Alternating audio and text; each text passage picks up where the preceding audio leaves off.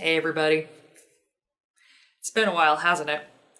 Fortunately, I've been away for a very good reason. I have recently moved. Look at my new setup. It's awesome. In my move, because I've moved from a bigger place to a much smaller place, I had to get rid of about 50% of my belongings. Let me tell you, Marie Kondo is my patron saint. I love that lady. And I love the methods that she teaches to keeping a simple and happy home. And in part of my journey, I got rid of some manga. I felt this weird sense of guilt about it until I realized that I still have more than 1,200 volumes of manga. That's a lot of manga. Between these shelves and my classroom, 1,200 volumes. So today, we are going to go over each of those volumes. It has been 2 years since my last collection video, and I am so excited to take you along for the ride. Let's get started.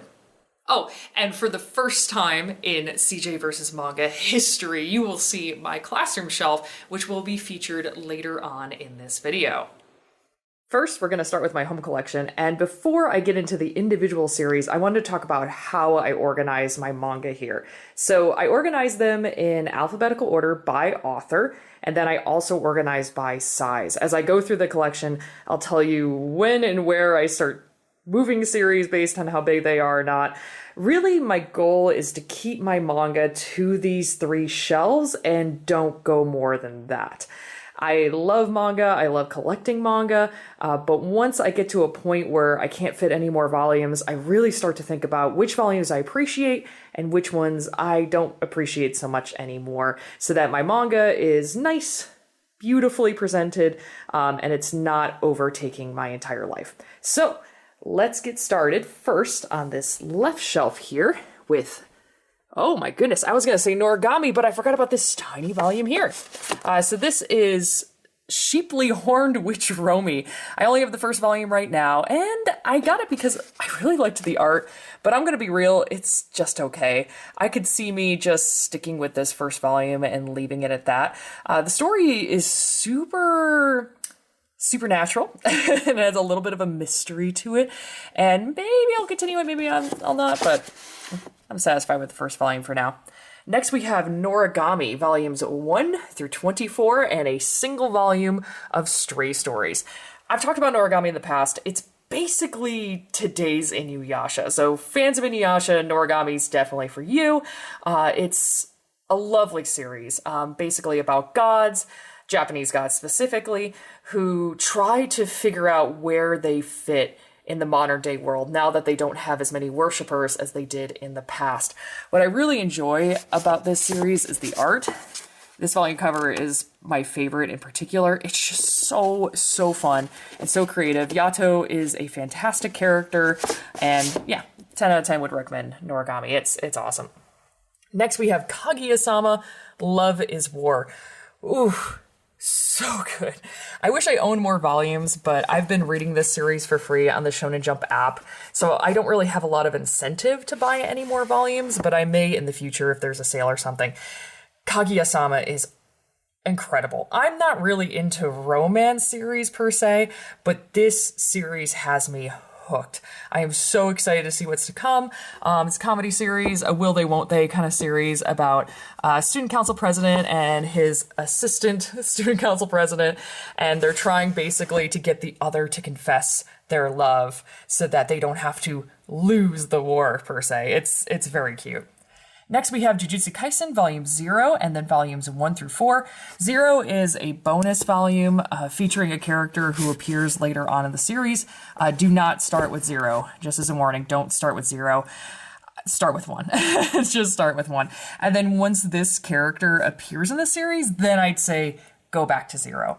Jujutsu Kaisen's fun. I really want to have this series in my classroom. It's just too violent, so it's here, and I'm satisfied with what I have. Similarly to Kaguya, I can read the entire series for free on the Shonen Jump app, so I don't really have that much incentive to buy more volumes, but it's fun, and I really do appreciate, much like a lot of Shonen Jump series these days, that the women in the series are not only beautiful and amazing and have awesome personalities, but also kick serious butt.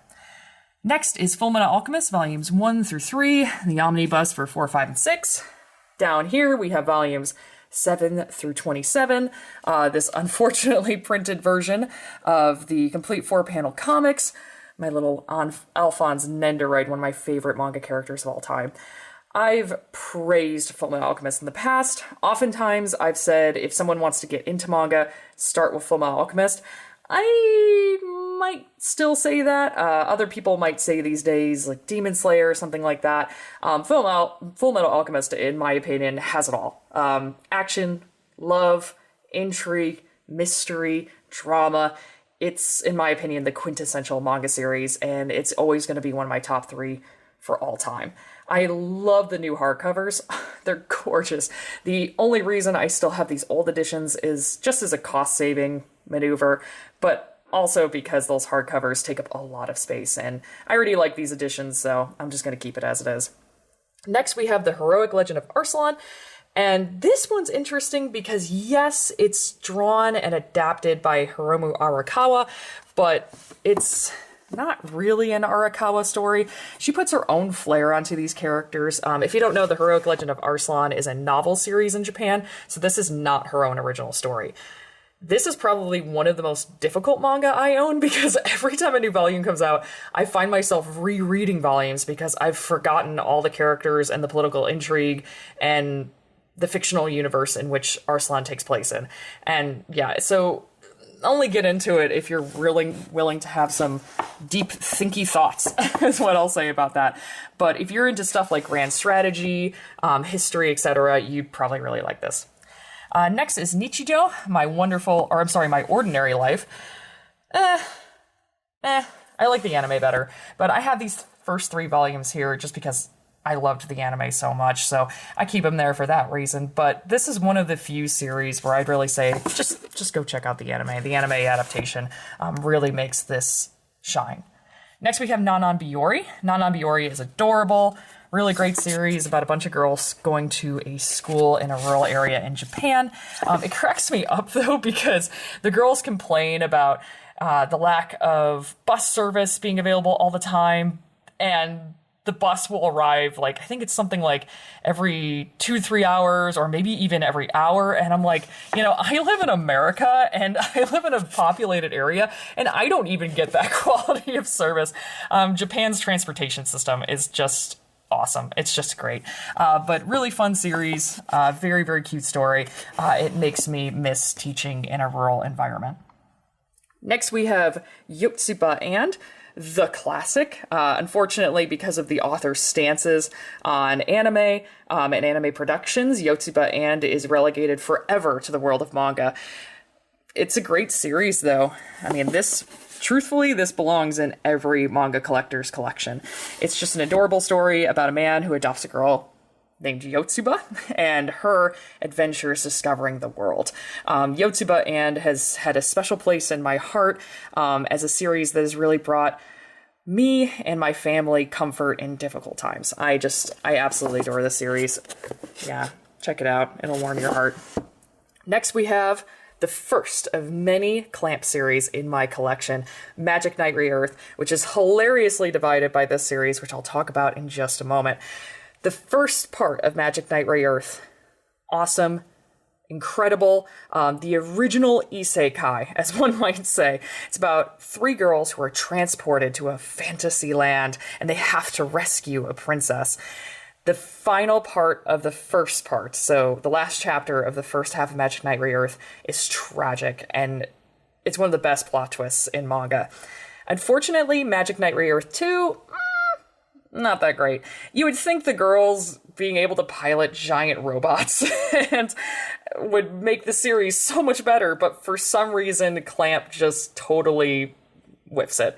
Clamp has this thing that I call Clamp syndrome, where they start off so strong, and then they kind of just let their series fall by the wayside. Unfortunately, that happened with Magic Knight Re-Earth 2, and as we'll see later on this video, this trend continues.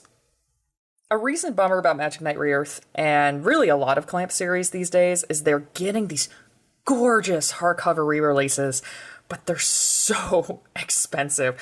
So I kept with this edition. I thought it was just fine. It suits my needs. But oh my gosh, that edition of Magic Knight Re-Earth, it was something like more than $100 for 3 volumes. I just could not justify it. Then we have Miyuki-chan in Wonderland, which came out during the publication of Magic Knight Re-Earth, hence why I smashed it in the middle of here. It's yeah, don't read this if you're under 18. That's all I'm going to say about that. It's kind of a weird story. Next, we have Wish, volumes 1 through 4. I actually got this volume in Japan, hence why it's wrapped like this. I haven't opened it up yet. Wish is kind of weird. If you don't know the history of Wish, the main characters are based off of Jotaro and Kakyoin from JoJo's Bizarre Adventure. It's very interesting. Clamp kind of put their own little fan fiction into a story about an angel who falls in love with a human. Yeah. Very strange. Of all of the series Clamp has ever done, Wish is certainly not the best one, but it is cute, and if you're a fan of Clamp, definitely check it out. Hey, speaking of cute stuff, Angelic Lair. I like this series. It's creative. It's about a fighting league of little robot dolls that you control with your mind. So all the battles take place in tabletop form. It's very cute. And also, the doll of the main character is named after Hikaru from Magic Knight Re-Earth. Clamp likes to do little cute connections like that.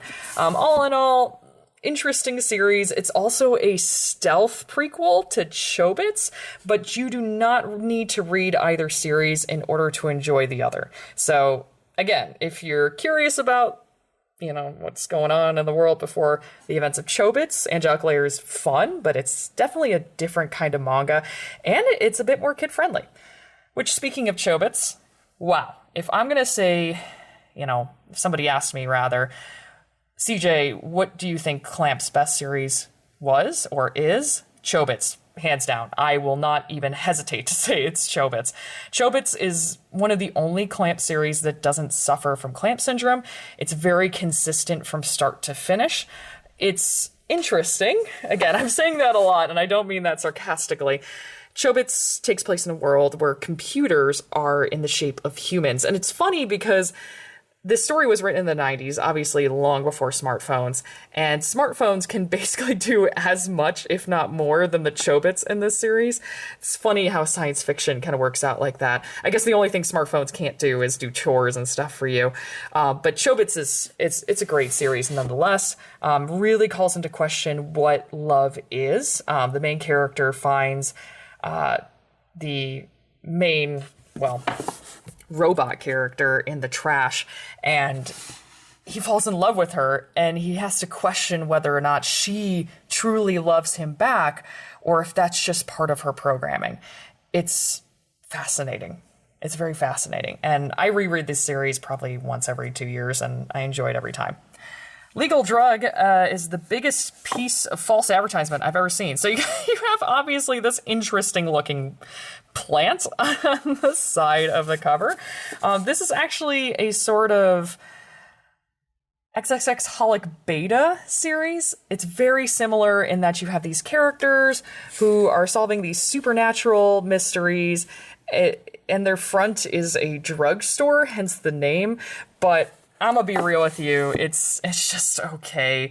It's I only got the first volume because I wasn't really impressed with what I saw, but it's still kind of fun, not gonna lie, to have something like this in my collection because people come over and go, what? Next we have Tsubasa, volumes 1 through 3, and quite randomly, volume 19. This was back when I was first getting enough money to buy manga on my own, and I would go into a bookstore and see a volume there and go, oh my gosh, it's the latest volume. I'm just gonna buy it because I can. So I have randomly this 19th volume and nothing in between. Tsubasa is technically, and notice that word I said, technically a sequel to Cardcaptor Sakura. It starts off strong, and then that Clamp syndrome hits hard. Very, very sad. Very sad stuff. Next, we have Big Boys. This is where I just started stashing some oversized volumes of Clamp stuff here, just so it could be by some of the other series.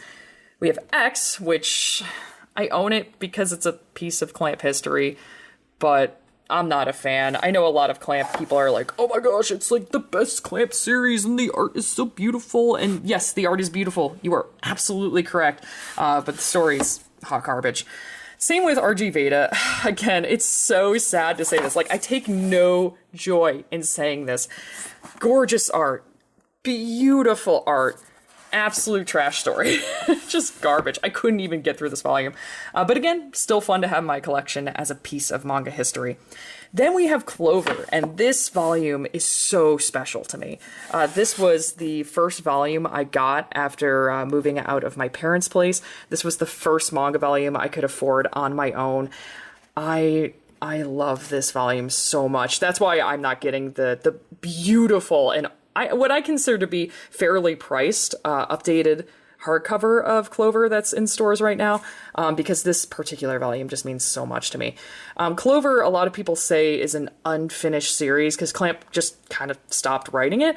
But in my opinion, I think it's pretty complete. The story, the main story that is, takes place over 2 volumes, and it has a pretty conclusive ending. And then the 3rd and 4th volume, which all the volumes are collected in this volume, are side stories about 2 characters who make very brief appearances in the 1st and 2nd volume. So in my opinion, I think it's pretty complete. It's just kind of told in a very interesting way. Next, we have the classic Cardcaptor Sakura in these Dark Horse hardcover-ish omnibuses. It's the classic, you know, Cardcaptor Sakura, one of the quintessential magical girl stories. It's just aged so poorly. I would love to have Cardcaptor Sakura on my classroom shelf, but because of some of the yikes romantic pairings in the original series, I just cannot. Which is sad because they had a lot of also what I consider to be big first steps in LGBT representation in manga. Like, obviously, Sakura's brother Toya and Yuki are, you know, one of the first, like, kind of BL representation kind of big things in manga. But there's so many other yikes relationships, specifically relationships between children who either are children or look like children and adults. And it's a bit of a yikes. But in the sequel series, which this is actually Clear Card Arc, one of the most recent publication of Cardcaptor Sakura, and it's still ongoing, it hasn't finished yet, they basically nuked all but one of the problematic relationships. So the awkward one between the kid and the teacher is just totally out. It's just completely removed from the series, which I greatly appreciated. Oh, it just makes things so much less awkward. This one's okay, though. Like, the original series suffered a bit from Clamp syndrome in the second part of the series, where it was just a lot of people standing around and talking about their feelings, which, like, not terrible, but Cardcaptor Sakura was all about the magic and Sakura trying to solve the mystery of the cloud card she had to capture and coming up with cool and innovative ideas to do so. This is a lot of standing around and talking about our feelings again, which, again, not horrible, but it's just okay. Then we have XXXholic, volumes 1 through 10, and oh my gosh, we have probably the most beat-up volume of my entire collection. Look at this. It's so sad. XXXholic, awesome series, up to the 10th volume, hence why I only have 10 volumes. After that, hits Clamp syndrome very hard. Before that, though, oh my gosh, it was awesome. It basically takes place in modern day Japan. This character here, Wantanuki, has to work for a mysterious witch in an attempt to try to cure himself of his supernatural ability to see spirits. He hates seeing spirits and he wants to be done with them. So he works for her in an attempt to get rid of that power. And the mysteries that they go on are so fun. And a lot of them are based on classic tales like the Monkey's Paw, etc. I just wish it didn't suffer so hard after the 10th volume. Then we have Kobato, volumes 1 through 3. This is all I plan on getting of the series. It's just okay. Only problem with Kobato is they don't warn you going in that it is a stealth sequel to Wish. And it spoils Wish. So reader beware. If you care about that series at all, Kobato spoils the ending for that series. Yikes. Then we have Gate 7, and like I talked about before, this is kind of one of those series that I own just because it's Clamp, but I could see this series disappearing out of my manga collection someday and being donated somewhere or sold somewhere because it sucks. It just sucks. The story's absolute garbo. Art, though, pretty beautiful, gotta say. Very beautiful. Next, we have Miss Kobayashi's Dragon Maid. This is a big hit among some of my friends, especially my programmer friends, who really relate to the character of Miss Kobayashi. It's not bad. It's fun. It's cute. The anime, I hear, is incredible, and I do need to check it out, especially because it's by Kyoto Animation, which, if you aren't familiar with Kyoto Animation, they were the studio that many of their employees died after an arsonist set fire to one of their studios. So I've wanted to support that animation studio as much as I can, so the anime version of this is in my future. It's a cute comedy. I also really, really like dragons, so I should just get the rest of the volumes, or at least watch the TV series. Moving down to our next shelf, we have Fire Punch. Oh, Fujimoto-san, you are an incredible person. Fire Punch, however, is a very mature series. If you're a fan of Chainsaw Man and you want to read more stuff by Fujimoto, Fire Punch is not a bad way to go, but it is definitely a more serious series than Chainsaw Man. However, it has a strangely very excellent LGBT character, and I don't want to say anything more than that because it's technically a spoiler. But yeah, Fire Punch, good, just very mature, so reader beware. Next we have, of course, Chainsaw Man. This is the complete part 1 with my adorable Power Nendoroid. She is so cute. Chainsaw Man is a masterpiece. I have told people over and over and over and over on this channel and in real life, once the animated version of this comes out, people are going to go nuts, and sure enough, it happened. I mean, Chainsaw Man is a masterpiece. I'm really, really enjoying part 2 right now.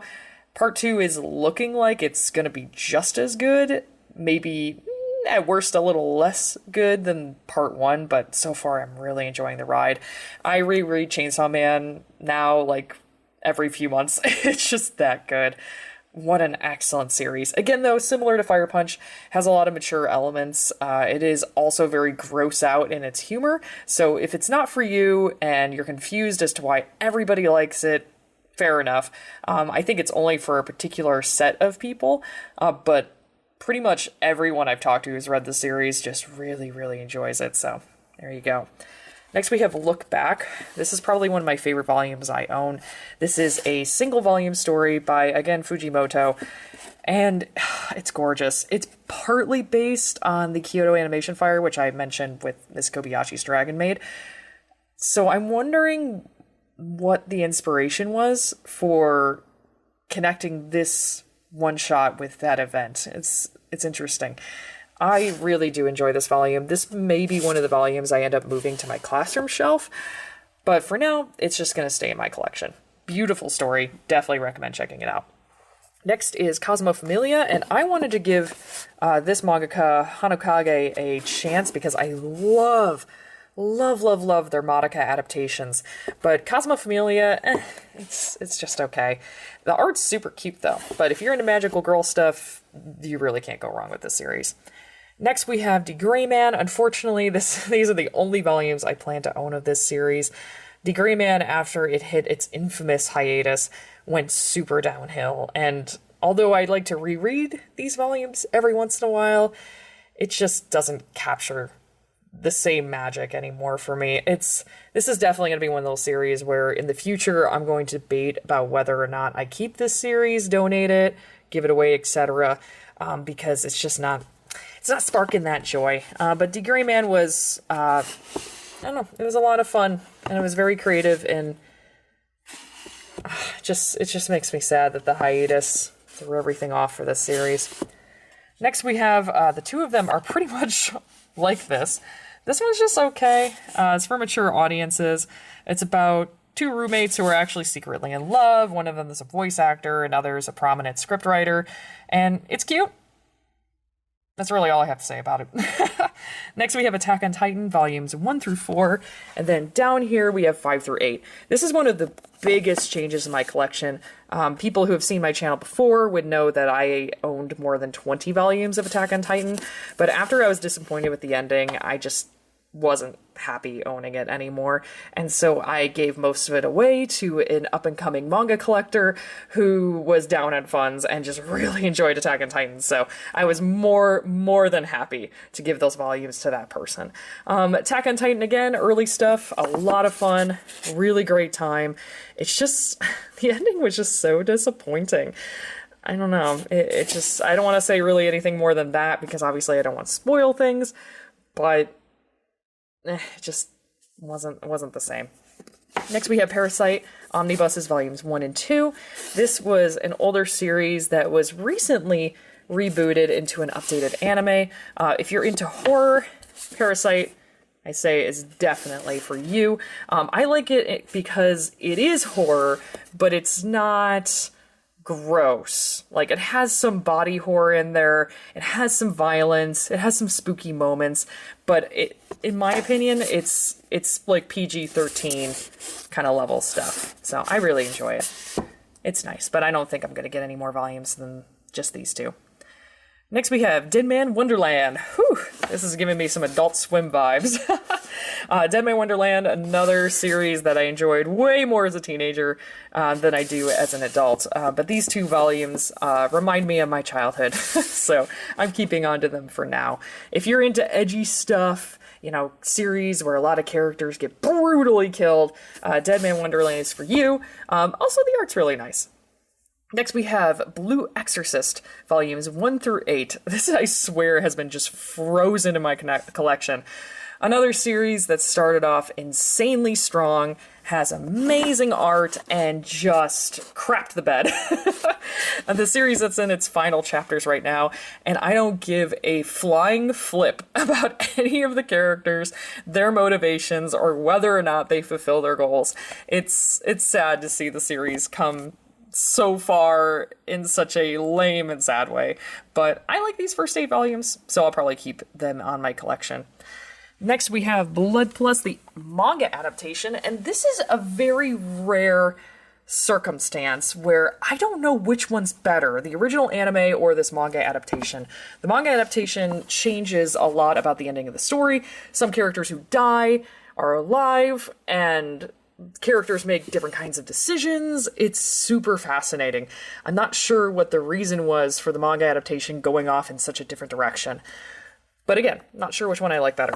Then we have Blood Plus Adagio, which takes place before the original series, and in my opinion, this one's way better. This one is way better.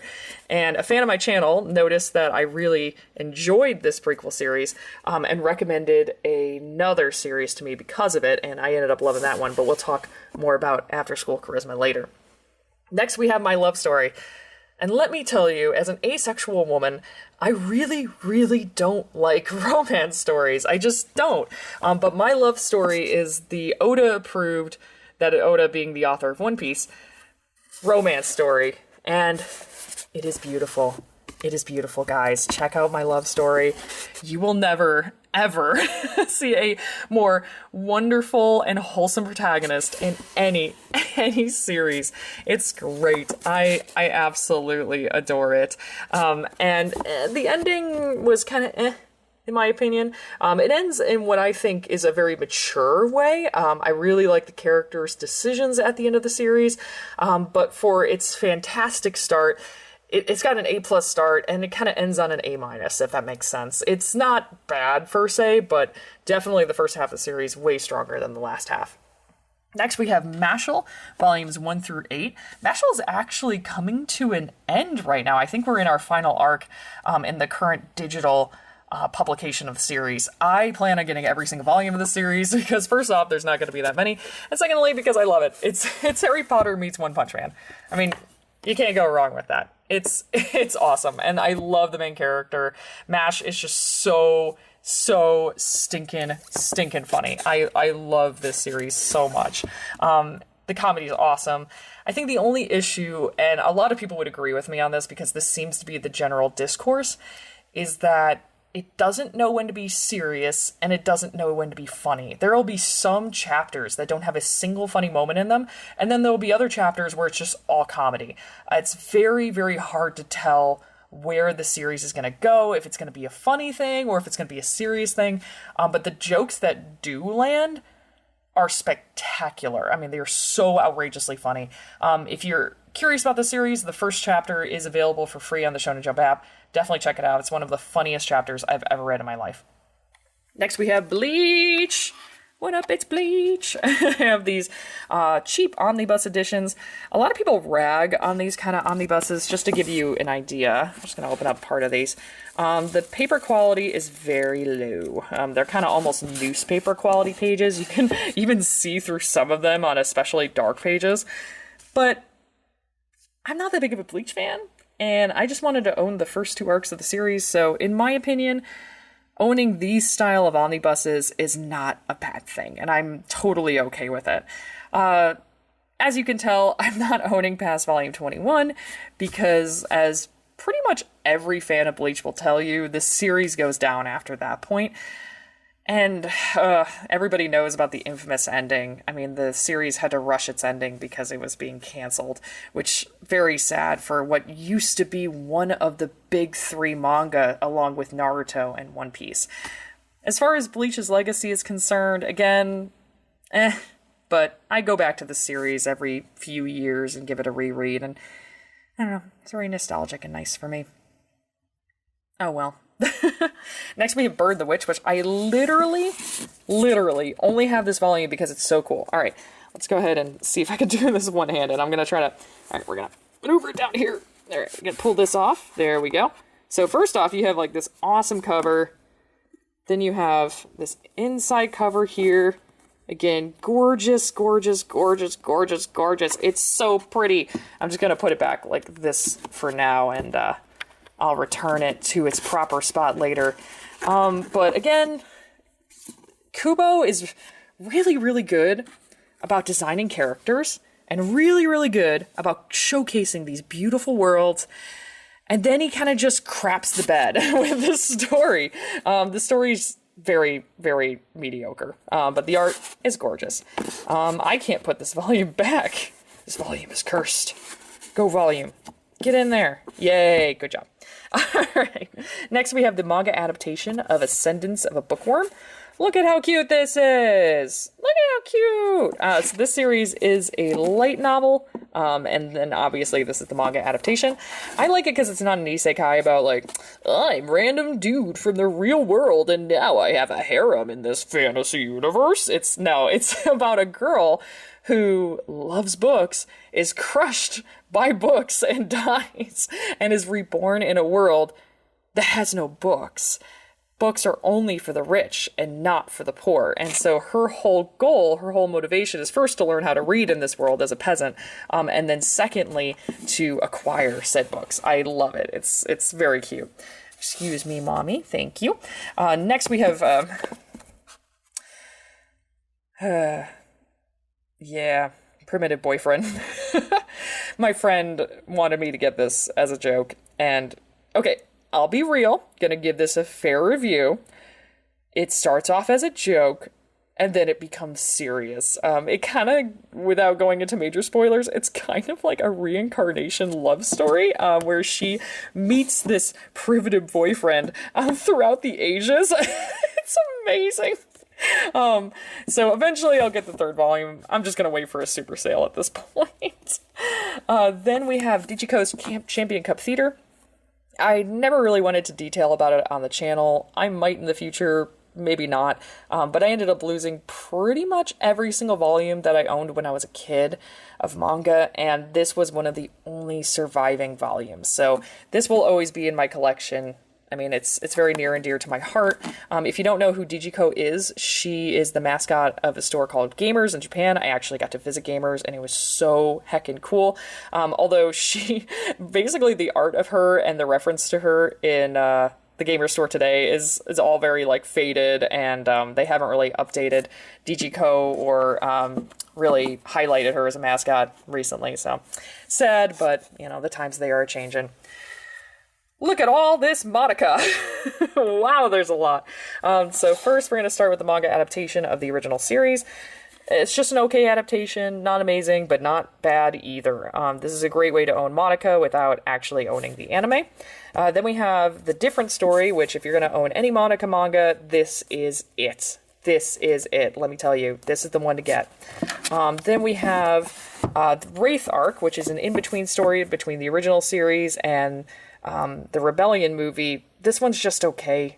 I thought it was going to give us more information about the world and what happened in between the two stories, but it kind of flops and doesn't really give us a lot to work off of. Then you have the Rebellion manga, which in my opinion, this manga does a way better job at explaining the villain's motivations. And now I kind of understand the villain in that movie versus before I was like, well, they're just being a baby. Now I'm like, oh, okay, I get it now. The manga takes a little bit more time to dive into those motivations, which in my opinion really, really helps the story. Then we have Homura's Revenge, which this one's the different story, but like the beta version. It's not as good. Get the different story, don't get this one. Tarte Magica, aka the story of Jeanne d'Arc. Yeah. Joan of Arc makes like a very brief appearance in the original series. And this is a what if comic, basically, about what would it be like if Joan of Arc was a magical girl. And they kind of go a little too hard into the historical accuracies, which is funny because you would think, oh, that would be a good thing for them to make it super historically accurate. In my opinion, though, it bogs the manga down quite a bit. They try a little too hard to kind of hit some of the more important moments in Joan's life, but then also the unimportant moments of her life. And it kind of leaves the reader guessing as to, okay, what should I really be paying attention to and what should I not? But other than that, it's pretty good. It's pretty good. And I do appreciate that they try to be as respectful as possible to the original Joan because, I mean, she was a real person. Then we have Magica Record, the manga adaptation of the cell phone game, the smartphone game. This one's just okay. I don't plan on owning any more volumes of this. I've never played the smartphone game either, so I don't even have anything to compare to. And then we have Magica Record, another story, which features Mommy and what she's doing during the events of the game. I haven't even picked up this volume yet. I haven't even read it. It's just here in my collection because I love the character Mommy so much, but eventually I'll read it and maybe I'll give my take on it in a later video. Then we have Assassination Classroom, just the first 3 volumes. This series is very solid. You can probably guess as to why I don't have it in my classroom. So yeah, not going to my classroom ever, but it's good. It's about students who have a certain amount of time, I think it's a month, to assassinate their teacher. And the teacher is the one teaching them the techniques. He's this weird alien creature, and it's a lot of fun. I don't really want to say much other than that, because really you should go into this blind. I'll probably only ever own the first 3 volumes, but I'm satisfied with what I have. Next is Volume 1 of Act Age, which this is now officially donezo. Unfortunately, the author of the series got into trouble in Japan, and now the series is canceled. I feel terrible for the artist. Let's see, Shiro Uzuzaki. So if you ever see her doing stuff, please support her, because obviously this is a very tragic situation for her. I don't recommend buying this series. Don't support this financially. The only reason I have this first volume is because I bought it literally days before the incident happened. So, very unfortunate, but support that artist if you can. Kaiju number 8. I'll probably only own this first volume. It is a solid kaiju series. A lot of fun about a guy who accidentally gets the ability to transform into a kaiju. The designs of the monsters are a lot of fun. I've been having fun reading upcoming and latest chapters on the Shonen Jump app. I probably will only ever own the first volume, but it is a very good time, especially if you like kaiju stuff. Next is Correspondence from the End of the Universe. I love this little volume. This was a risky pickup. I didn't really know much going into it. I just saw the cover and thought it was so quaint. I'm looking forward to the second volume. The first volume ends on a really, really shocking note. And it's cute. It's about a guy who's about to propose to what I think is his non-binary fiance. Not really sure what's going on there. The series kind of leaves it vague, which I personally think is kind of cool. And he is whisked away to this planet where he has to work for the next 10 years doing research, and he is mortified by this, obviously, and is trying his very best to get back to Earth. So I'm excited to see where this series goes. Next is Chrono Crusade. This is a series that my siblings and I really enjoyed as kids. It's about a nun who teams up with a demon to defeat demons. It's a very interesting premise. I'll probably only ever own the first 3 volumes, but there are 8 volumes. Unfortunately, it's out of print. And yeah, it's got a sad ending, though. Just as a warning, don't read the ending of that on a bad day. Yeah, don't do that. Next, we have the most atrocious looking series in my entire collection right here at the bottom, Blood Blockade Battlefront. I have this cute Nendoroid of the main character and his special eye power. Woo! Blood Blockade Battlefront, again, look at this. So I was getting this series as it was coming out. So first volume looked like this. Excuse me 1 second, little Nendoroid. First volume looked like this. Then you had 2 through 5, which looked like this. And then finally 6 through 10. Dark Horse is infamous about changing its mind about spines, and ended up having this crappy result. From what I understand, Blood Blockade Battlefront is, again, horrifically out of print, so I'm really, really excited that I own this series, and it's very sad because I think more people should. It's written by the guy who created Trigun, after all. Just as a warning, though, it is very episodic right up until this 10th volume, which has a pretty satisfying ending, in my opinion. Next, we have Soul Eater, volumes 1 through 7. The new hardcover editions of Soul Eater are gorgeous. Oh my goodness. If I was going to drop cash on manga, I would buy those volumes, but I'm satisfied with just these 7 volumes of the older edition of the series. Soul Eater, fantastic characters, lovely art. It is a absolute joy of a read. Just as a warning, though, if you enjoyed the anime, the manga is very different, especially toward the end, and I've heard mixed opinions from my friends. Some think the manga's better, some think the anime's better. It's kind of one of those things where it's really just up to you. Then we have my final bit of Madoka manga, Homura Tamura, which is a comedy gag series. It's way too expensive for what it's worth. Each of these volumes was $18. I think I bought these last 2 used because I just couldn't justify that much money for so little. It's okay. It's all right. Hey, King DDD. Hello, Waddle-Dee. Oh, did you hear my bones crack? We're going all the way up to the tippy top of this shelf right here, back to some of my smaller volumes, and really all of my One Piece volumes, all 100 of them.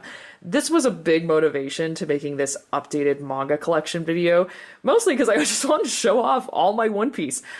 It took me about 2 years to collect all of One Piece. Some volumes I bought new, some volumes I bought used. Really, I just waited for sales and other opportunities to buy volumes. I rarely ever bought one like completely and 100% new. I think that it's somewhere in here. Yep. Excuse me, Brooke. Like, so for example, volume 57, which is one of the most popular volumes in the series. This is a horrifically used volume, and I want to replace this. But most of the other used volumes look pretty good. Actually, I think that's the one volume where the "can we get much higher" meme comes from. So, yeah, One Piece, amazing series. Like, obviously I have all these lovely little figures of some of my favorite characters here. I just adore it. Favorite arc is Water 7 and Whole Cake and Thriller Bark. Although I think of those 3, I probably like Thriller Bark the most. I also have this little volume of Wanted, which collects some of Oda's original stories before he published One Piece, including the one that inspired the character Ryuma in the Thriller Bark saga. I also have some Japanese volumes here, including the one I got in Japan, some of the character data stuff. Blue Deep has the Strong World chapter, which unfortunately only came with one of the big collector boxes in English, so very upset about that I'll never own that. And then I have the first 2 volumes of Color Walk as they appear over here in the West. Some of the first Whole Cake Island chapters from when I was visiting Japan, some Vivre cards, and some Japanese volumes, Color Walk volumes that appear in this book right here. Yeah, pretty cool stuff. Can you tell I like One Piece? I really like One Piece. The only issue with One Piece, though, is because there are so many volumes, it is so difficult for me to recommend to pretty much anyone. If you're willing to sit down and have a great time reading it, go for it. It's on the Shonen Jump app. You can get the Shonen Jump app and all of its content for $2 a month. So it is inexpensive and it's a really great time. But again, it's going to be up to you. And if you're the kind of person that's like, nope, not for me, don't want to do it, perfectly understandable. Down here behind X Drake from One Piece, because his sword is too big to fit on any of the One Piece shelves, excuse me, sir, we have Silver Spoon, another series by Hiromu Arakawa, the author of Full Metal Alchemist. This one, though, buyer beware, is not an action series. So this is not an action series. It instead is about this character here who wants to be the very best in his high school class. So he schemes up this idea where he's going to work and live in a rural high school setting so that he can be the best in his class because everybody else is not as intelligent, or at least not as school smart. He ends up being proven very wrong, and he realizes after a while that, oh, actually his high school classmates are not any dumber than other people. It's just that they are specialized in certain areas, and so academically they don't do as well. Silver Spoon hits very hard, unlike Fullmetal Alchemist and other series. Nobody dies, like there's not like a giant battle or something where characters die, but things happen to characters that hit so hard. It's so sad what happens to some of these characters, and their problems just, especially in today's economy, hit so close to home. So get ready for a solid ride, but there ain't no action in this series. Next we have JoJo. Got Part 1 of JoJo's Bizarre Adventure, Part 2, Part 3, oh my gosh, coming down here, Part 4, and half of Part 5. Wow. Can you tell who one of my favorite JoJo's is? He is amazing. I love Joseph. JoJo's Bizarre Adventure, for those who don't know, was originally published in volumes, just like these One Piece volumes. Then in Japan, they did this publication called JoJonium, where they took the first 3 parts. Araki redrew some of the characters for these volumes. So for example, this is Joseph, and this is Joseph as well. So you can even tell just from the Nendoroid that, these look very different because this is Araki's art style, obviously much later after he originally drew some of these stories. The issue, though, is that this is how Viz decided to publish these for the first time in the West. So once you get done publishing JoJonium, what do? Do you just publish the rest of the series with normal volumes? Like, what are you going to do? And so this was their solution, to publish parts 4, 5, and hopefully the rest of the series in these gorgeous, gorgeous hardcovers. I love these hardcovers. Just like, look at that. Oh, it is gorgeous. Like, they did such an amazing job with these. And what I really, really like the most is the price point. These volumes are $20, and they have the content of 2 volumes. So in reality, you're spending just as much on this series as you would have normally had they published them in just normal, regular volumes. So yeah, Viz, amazing job. Seriously amazing job. It makes me want to own the entire series, and I probably will, at least up to the end of part 7. I mean, just an incredible job by Viz. Next, we have Thus Spoke Rohan Kishebe, one of my favorite characters in JoJo's Bizarre Adventure, and also what a lot of people theorize is the author stand-in character, and yeah, I totally agree with that theory. This is a series of short stories that Araki did when he was, I believe that Shonen Jump asked him to publish a series of short stories, if I'm not mistaken, or Viz, excuse me. These stories are really fun. They're really creative. I just love the character of Rohan. I think he's one of the most fun characters in the entire series. So it's really cool to see him get his own spin-off that's, I mean, not only, Rohan based, which by itself is super cool, but also is just really fun and really well written. So 10 out of 10 would recommend, especially if you like part 4, checking out this volume. It's really well done.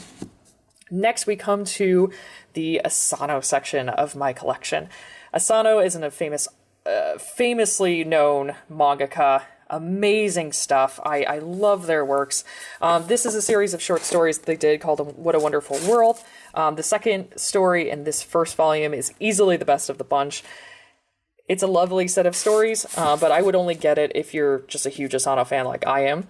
Solanin is where I would start. Solanin is a solid manga about a relationship in music. Again, buyer beware, don't read this on a bad day. Don't want to say anything more than that. Speaking of not reading something on a bad day, Goodnight Poon Poon. Let me be very frank when I say that Goodnight Poon Poon is a fantastic manga. I just can't do it. I just can't read it. I got through this first volume, and some of the events of the story hit a little too close to home. Unfortunately, I just don't think I'm the kind of person that this story was written for. If you have childhood trauma, if you've had history with abuse, this one might be tough. But other than that, though, Goodnight Poon Poon is an amazing drama, genuinely very funny, but I will not own more than the first volume just because of personal reasons. Then we have Dead Demons, Day Destruction. What a title. I plan on owning every single volume in this series. I think there's just one more after this. It's a lovely series. Basically, it's Asano just going absolutely ham. A spaceship appears above Tokyo. It's the end of the world. There's all sorts of supernatural and sci-fi stuff going on in this series. And once again, Asano is really, really good at just absolutely destroying the readers of their series with some hard-hitting moments and genuinely amazing characters. And of course, gorgeous art. These volumes in particular are way more expensive than typical manga volumes. I think just from printing costs alone, because I wish I could show you without getting in legal trouble on YouTube, but the art's just gorgeous. Gorgeous stuff. Definitely check out Asano if you have not already.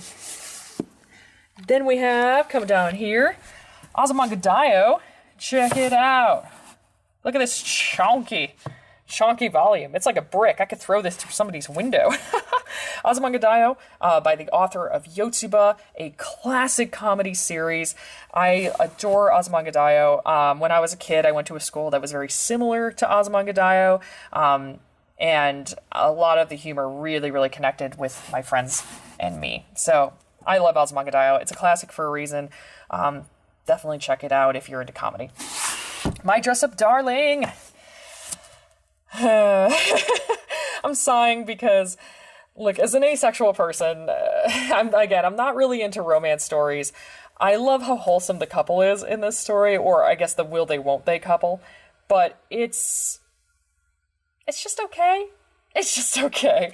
I have friends who swear by this series. They're totally into it. They love it. Apparently the anime is supposed to be the bee's knees, but it's just a bit too lewd for me. It's a mature rated series. But I also like the attention to the subject of cosplay. It's very, very fun. Next, Dot Hack, The Legend of the Twilight. Dot Hack is based on a video game series, so this is a sequel, I believe, to the first video game. So the characters are not the characters from the video game. They're actually different players, assuming the avatars of those characters.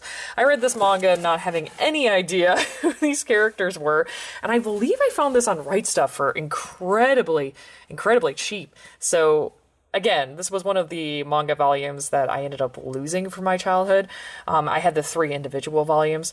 So to get this big chonker of an omnibus, And for so cheap too. It just warmed my heart. Warmed my heart. I'm not sure if I would recommend it these days, especially if you're unfamiliar with the Hack series. Dot Hack series, that is, but it's fun. Dorohedoro. Oh man, I wish I could own more of this series, but it is so expensive. It's so expensive at $13 a volume. And look how much you get. You don't get that much. I love that the author's a woman. I love the series, the story, the gross out stuff. It's a lot of fun. It's just, I can't own it. It's just too expensive. There's more than 20 volumes and it would just completely destroy any savings I had. Next we have the Legend of Zelda manga adaptation. Just these 2 volumes are in my home collection, and then I have the single volumes, the regular editions, in my classroom. So Ocarina of Time, the 2 volumes from that series, and this beautiful, beautiful edition, and then Majora's Mask and A Link to the Past, and again, this gorgeous edition. If you're a Zelda fan, definitely check out the manga. It's a very interesting ride, especially because Akira Himekawa is not afraid to change a few things to better fit the manga format. So it's curious. It's interesting to see what the manga has to offer versus the video game. But ultimately, if you're going to ask me which one's better, I'm just going to say the video game every time. Next, we have Princess Jellyfish by Higashimura, excuse me. Lovely art author. I have her series Blank Canvas at the school, so I'll talk about that in that particular section of the video. Princess Jellyfish is a lovely story about a bunch of otaku living in an apartment complex like nuns together, and they face this crisis and are helped out by the main character's new friend, who is a cross-dresser. It is a wonderful series, a kind of will they, won't they kind of romance. What I really appreciate, though, especially as an asexual woman, is that the nerds are not made fun of in the series. Yes, characters do poke fun at them, but it's always seen in a negative light. And any jokes that are targeted toward the nerds, toward the nuns as they call themselves, are not because they enjoy their nerdish stuff, but rather because they let their nerdish stuff overwhelm their lives, if that makes sense. So it's a very positive series. I just love the author. I think she's an amazing person. Definitely check it out if you're into shoujo, josei, that kind of stuff. Next, we have Skullface bookseller Honda-san. Believe it or not, this is an autobiography. A lot of people don't know that looking at the cover of this. Basically, Honda-san, what they did was they disguised all of their coworkers as these sort of like object people. So each one of them has a prop that they wear, or there's some kind of fantastic creature. But from what I understand, all of the stories are based on true events, and they are very, very fun. If you're interested in how manga is produced and made and sold, this is a really interesting series. I've been really getting into autobiographical manga lately. It's just so fun. Next, we have Land of the Lustrous, and also this random volume from the magazine that Land of the Lustrous is published in. I think I got this for super cheap online. I just like added it to my cart. I was like, whatever. It's got a very fun chapter in there, but unfortunately I can't show the cover because it's a giant spoiler. Land of the Lustrous, as I've ranted about many times on this channel, is a gorgeous series. So pretty. And in my opinion, it has a lot of really relevant life lessons that not only I was able to benefit from in my own life, but I think others can benefit from too. Fos is a fantastic character. I think they are probably, in my opinion, one of the most important main characters in the past decade. Just an awesome series. If I'm going to recommend anything, it's going to be Fullmetal Alchemist, Land of the Lustrous, or Pluto, I think, would be probably my other top recommendation. Just awesome series. Then we have Penguin and House. I kind of stashed these up there because I've been running out of room. Penguin and House is a cute slice of life series, kind of similar to Way of the House Husband, if you are familiar with that. It's about this guy who owns a penguin, and the penguin does all the chores in the house and is like an amazing housekeeper. And the punchline to almost every chapter is that his owner then comes home and completely accidentally ruins whatever hard work the penguin did. It's all very wholesome, very cute. I love penguins in general, so I really, really appreciate this series.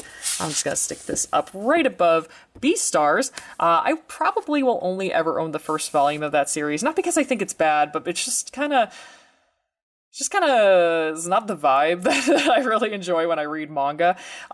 It's just kind of dark, and also weirdly sexual, which is why I don't particularly find it enjoyable. But that's just me. I know a lot of people swear by Beastars. They think it's amazing. They think it's incredible. Like, cool. It reminds me of Zootopia, except, like, rated R, if that makes sense. So take that as you will. Coming down here to, is that Junji Ito? The only two things I own of Junji Ito? Yes, it's Uzumaki, the classic story. This zombie on the spine really kills my vibe. It's probably the most tainted thing I have in my home. Yeah, I don't like the spine. If they ever re-release this in a format that doesn't have this gross zombie dude on the side of it, I will be very appreciative, because I do enjoy Uzumaki. It was one of those scary stories I found online as a teenager that just captivated me, so I had to own this hardcover edition, but I didn't realize he was going to be on the side of it. But Uzumaki, again, if you're interested in Junji Ito, that is a great place to start. I really enjoy that series. Then we have Junji Ito's Cat Diary. Look at this! So silly! Junji Ito's horror, but with people in real life, and also his cats. It makes for a great time. Junji Ito is a very hilarious man, and I really wish he would write more comedy, because his comedic style is so outrageously funny. It's such a good time. Reader beware going in. If you love your pets, don't read that on a bad day. Then, my lesbian experience with loneliness, which is funny because I was just about to pull out this volume, and then I realized it's inappropriate, so I'm not going to do that. I like to keep my channel pretty PG. But I will pull out this volume of My Alcoholic Escape from Reality. This is another series of autobiographical novels, manga, much like Junji Ito's Cat Diary, which is also autobiographical. The only issue with this particular series, even though I so enjoy it, I think Nagata Kabi is an incredible author. I love that she has shared some of her difficult situations in life, especially since, she has an LGBT experience as a lesbian woman.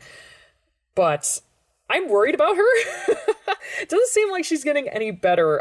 Each volume, she kind of gets worse and worse. Like, new issues keep popping up in her life. And although, again, I really love reading about her problems, I think that she probably gets depression the best of pretty much any author I've ever read.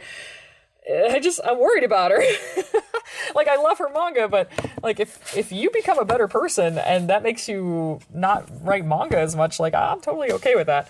I'm just gonna put that up there for now, and put it back later. Next we have Emanon, which originally this was supposed to be a 1-volume series, and I'm okay with just owning 1 volume as a result. I'm not really interested to see where this story goes, but it is pretty fascinating. So if you're interested in the supernatural and like a mystery, definitely check it out. But that's all I really want to say, because I think this is one of those series that you really should go in blind. It's a conversation between two characters that lasts the entire book. It's very interesting. Next, in this corner, of the world, this is about a woman living in 1940s Hiroshima. Oof. Yeah, I mean, you can guess where this story goes. Again, one of those series where you shouldn't read it on a bad day.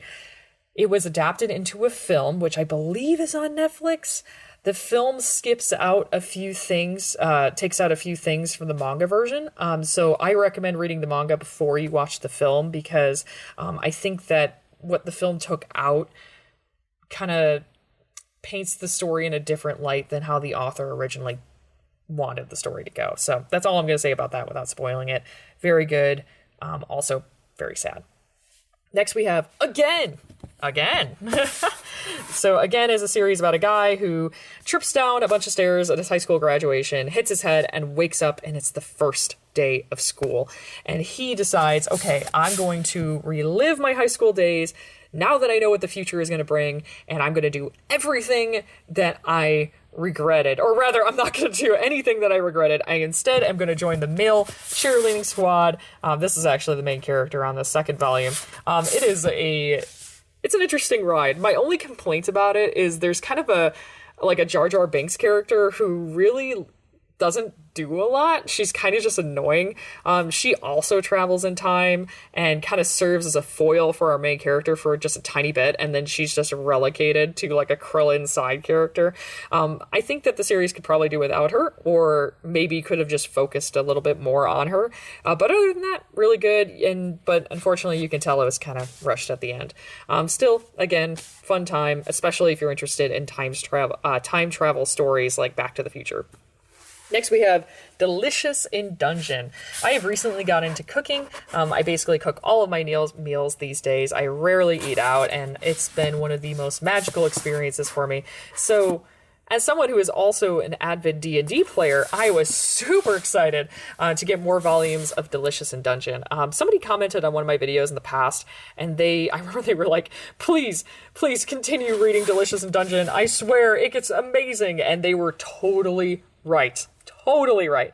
So much so that I think in the span of 2 months, I got pretty much, I think like volumes 5 through 11 and like a big binge buy, which I rarely do because I'm very tight about my money. Believe it or not, I know that's hard to believe with a collection as big as mine. Remember, it's been more than 10 years since I first started collecting. Next, we have A Life Turned Upside Down. My dad's an alcoholic. Ooh, man, what a title. Very sad. Another autobiographical manga. From what I understand, it was adapted into a live-action film. Very, very sad. Very sad story. Next, A Bride Story. I want to own more of this manga, but again, it's just so expensive. It's 17 or 18 dollars a pop for a volume.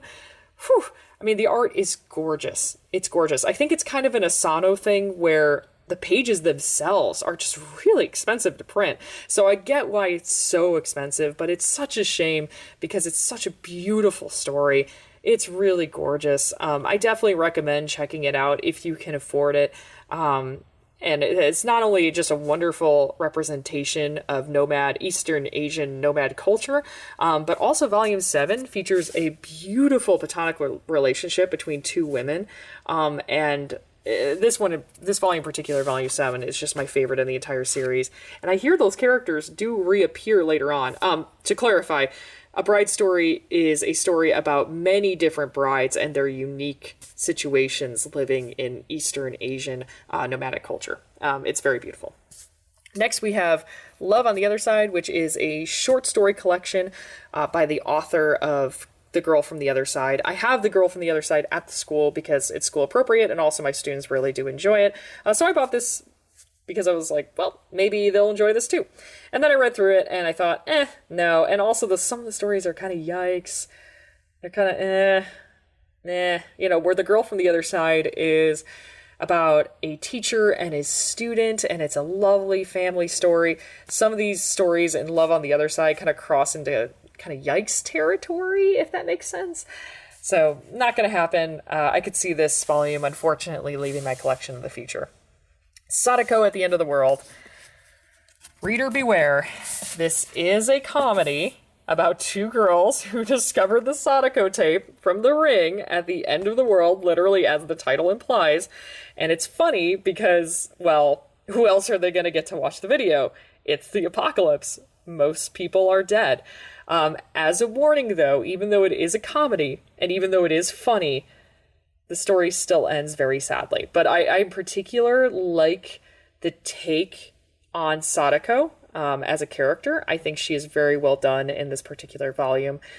Very cute story, very cute characters. Now onto the final shelf. Top of the shelf, we have One Punch Man, volumes 1 through 21.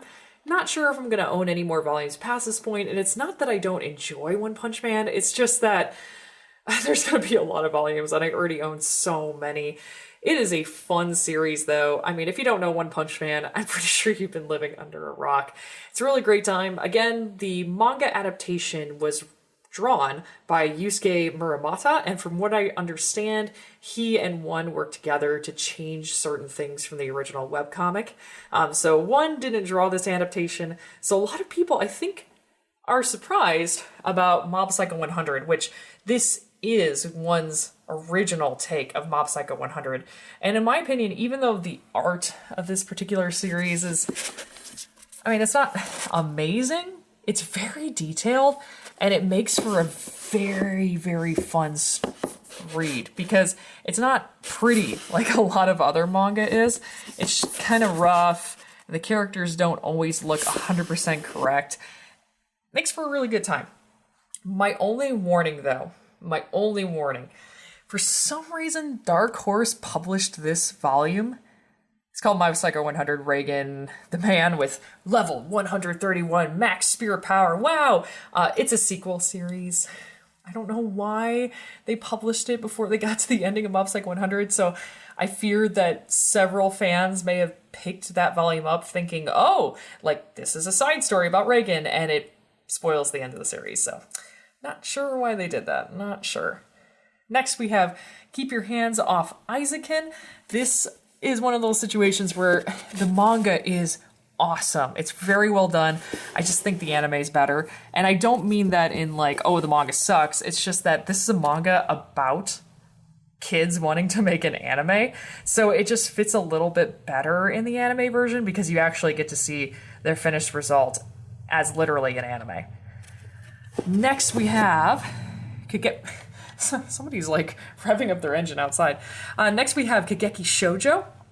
Kageki Shoujo, the first part of the series is this volume here, The Curtain Rises. And then from what I understand, I think the author had to switch magazines. So then you have this normal first volume. Gosh, it's so weird. It's so strange. So I wouldn't be surprised if somebody picked this up thinking that this was the beginning of the story and thinking this was a sequel. It's just so strange. But anyways, pick this one up first, then pick these up. It's very, very cute. It's about a...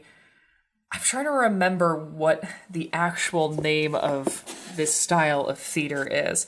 But it's basically... Takarazuka. There we go. It's basically female-only theater. So women play the guys' parts. They play all the parts. It's basically the female equivalent to kabuki, which is even sort of touched upon in the story that one of the characters wanted to do kabuki, but she couldn't because she was a girl.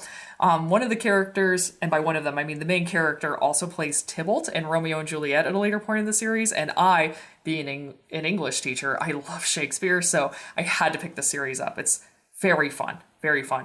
Definitely get it if you're into theater. Next we have Bobo. Oh boy, this is another cursed series in my collection. So this is how Shonen Jump published Bobo. They have this first volume here, which has no number on it, and it's just the entire Harukulani arc collected in one volume. Then they have volumes 1 through 5, which are not volumes 1 through 5. They are actually volumes 11 through 15. I have no idea why Viz did this. And you can even tell, like, even more cursed. These two used volumes I got are library copies, so they're kind of like these awkward hardcovers. Oh, this is so cursed. It's so cursed. And it doesn't give me a lot of hope that Viz will ever actually publish all of Bobo in the West. Very sad, considering just especially how funny Bobo really is.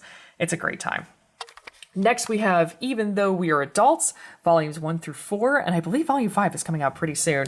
What I really appreciate about this series, it's about a woman who has a fling with another woman, and then, whoops, the other girl is actually married. Oh no! Oh, how shocking. What I appreciate about this, though, is that it doesn't frame cheating as this cute oopsie-doopsie thing. It frames it as for what it really is, which is a betrayal. I mean, it is a... Oh, she's almost attacked me. It is a betrayal. So they don't let the other character off the hook very easily. Definitely a lot of will they, won't they kind of stuff that goes on in this series. But I do appreciate it because it's Yuri, clearly written for either women or a general audience. So you're not going to get a lot of ooh-woo kind of stuff in here. It's just played very, very natural. Next, we have Volume 1 of Sakamoto Days. This is a series that is currently being published in Shonen Jump.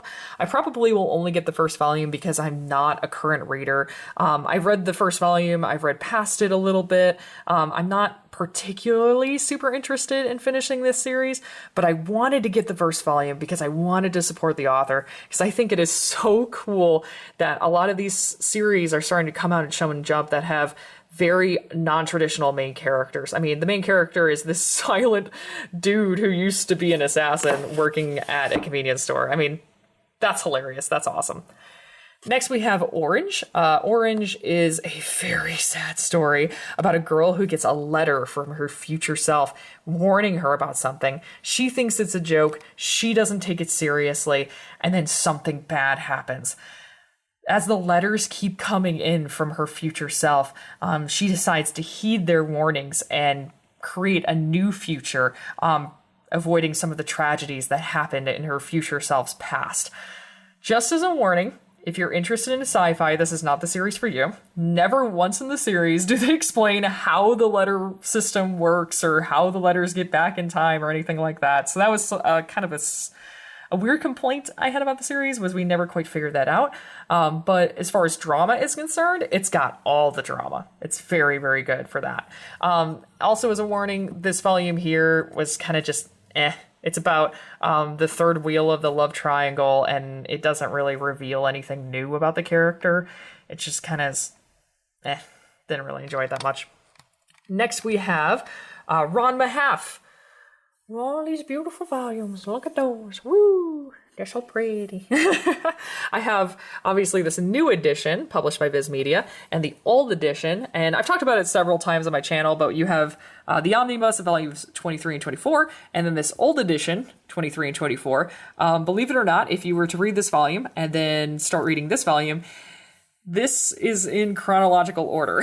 That's because when Viz was originally publishing the series, they had a big, chonky volume 1, I think, as an incentive to get people into the series, which messed up the orders of the volumes from that point on. So again, believe it or not, this would be where the new edition would start 25. So I actually have the entire series just with 2 different editions. And I don't really feel like replacing the rest of these volumes with the newer editions. I kind of just like them as they are. Maybe someday if there's a super sale or something, but it's okay as it is.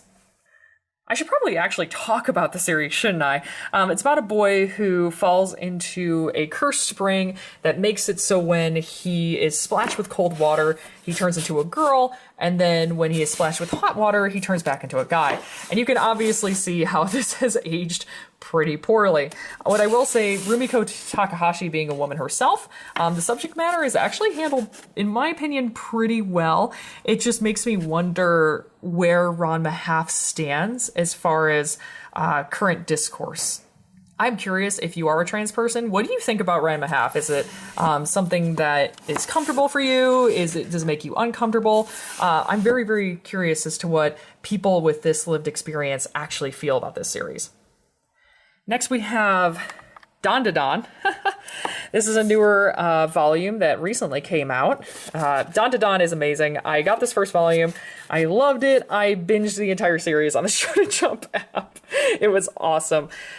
Just as a warning, very mature. I will say that most of the mature moments happen in this first volume. So if you get through this first volume and you go, that was all right. Like, I don't mind what happened with certain characters and some of the more mature jokes, etc., then you're going to be fine for the rest of the series. It does not get worse than the first volume. Dandadan's fun. It's got a lot of, like, interesting ideas. I love the twist of aliens meet the supernatural. It starts off with one of the characters saying, "Oh, supernatural things are real, ghosts are real," and the other character says, "No, ghosts aren't real, but you know it is real, aliens." And the conflict begins as a result of them trying to prove to the other that both of these things actually exist, and then accidentally getting the attention of those things. It is a very silly comedy, and probably one of the more bizarre series I've read since JoJo's Bizarre Adventure. This is my Dragon Ball collection. Ooh, look at that. Creates a little picture at the bottom. So cool. I have heard from people, though, that they don't like this particular release of Dragon Ball because, again, like the Bleach omnibuses I have, it has paper thin quality, like literally thin paper quality, newspaper level quality. But as someone who is a fan of Dragon Ball, but not an extreme fan of Dragon Ball, this particular set of volumes is good enough for me. I'm fine with it. If I ever want to reread Dragon Ball, I can just go to these volumes. I don't need them to be super quality pages. But again, you guys know Dragon Ball. It's that classic action series. It's a really great time.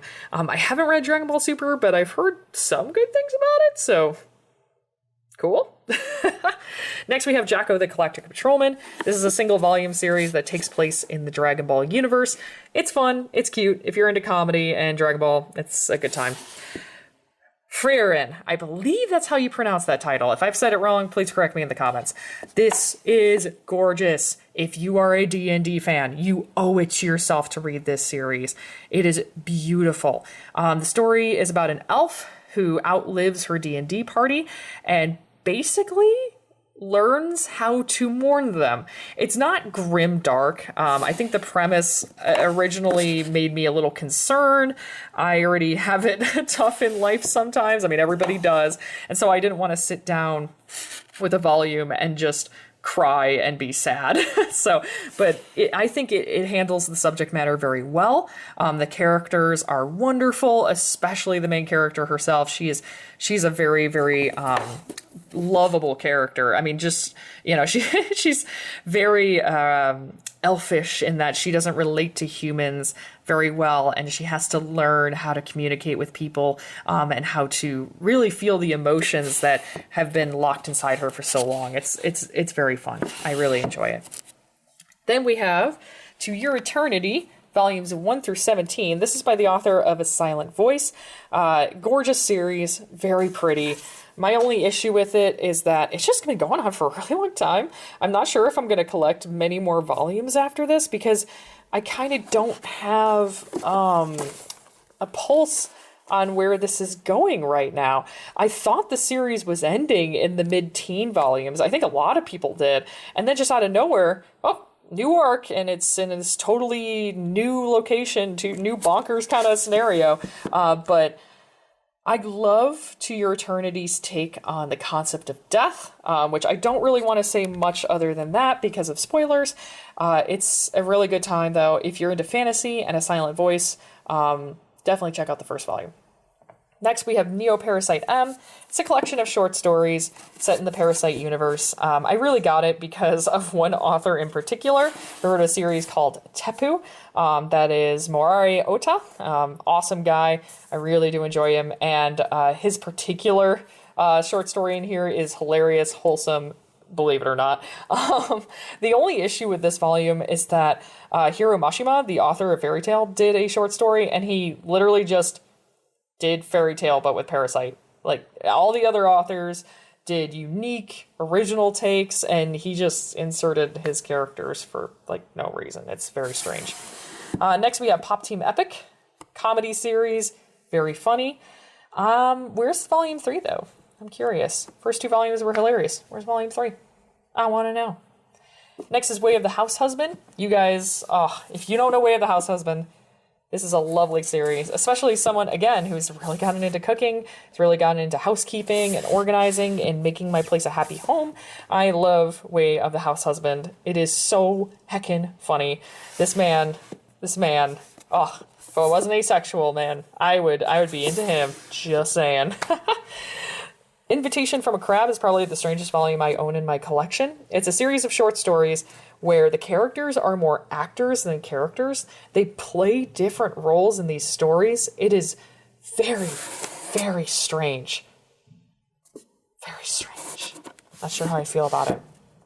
Persona 5 Memento's Mission. Lovely, lovely series of volumes. Look at these. These are the Barnes & Noble special editions. I'm not sure if you can get these anymore, but they are gorgeous. And my wife, Haru, I love Haru. She's so cute. This is probably the best Persona adaptation I have ever read. I like it especially, too, because most of the stories are original, so they don't take place in the game. They're kind of these side adventures, and that's what makes it so enjoyable, in my opinion. It's not just an adaptation of the video game. It actually features characters that you love and care about in new scenarios. So in my opinion, there's more of an incentive to read this than usual. It's not like the Legend of Zelda manga or other Persona mangas, which are just rehashes of the stuff you've already experienced. Next, we have Wave Listen to Me, a story about a girl who joins a radio show. Wow. I don't like in the Western publication that they added these speech bubbles to the covers. It's kind of weird, especially because it's not in the original Japanese.